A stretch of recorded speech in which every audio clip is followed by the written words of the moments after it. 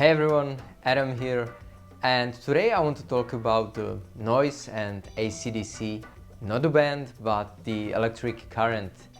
So I got a couple of overdrive pedals and one fuzz pedal, and when they are turned on, they can amplify or even introduce a noise to the signal. And unfortunately, I have a lot of noise. I'm not an electrician, but I blame it on this building where I live. There are trams on my street, and so the grid is probably not the best. I tried to use a power conditioner, but there was no difference at all. The fuzz pedal has a battery inside it, and when I unplug its power cable so that it runs on that battery, the noise is significantly lower, which got me thinking that instead of trying to clean up my power, why not remove the grid out of the equation? There are some battery power supplies for the guitar pedals on the market. For example, Harley Benton has a small one for like $100. I haven't actually tried it, but based on the reviews, it does the job well. And you can use it for gigs, even though the capacity is not that huge. You can also charge your phone and other similar devices, but that's mostly it. Instead, I decided to pick up this bad boy. This thing has packed a lot of juice inside. You can use it to power almost anything. So I could use it to power my camera rig, I could use it to power my computer. It will save me when the power goes down for some reason, or I can go camping with this. It has both DC and AC outputs as well as some USB outputs. So I thought this is a much smarter solution, and that's where I was wrong.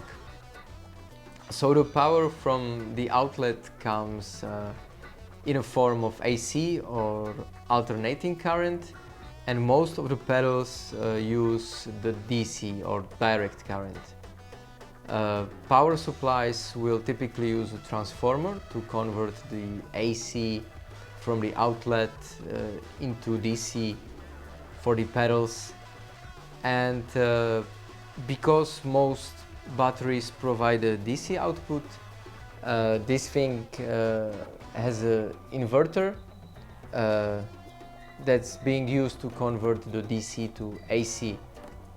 But the inverter introduces a noise, so even though I removed the grid from the equation, the inverter adds a different noise to the signal, and you can hear it immediately.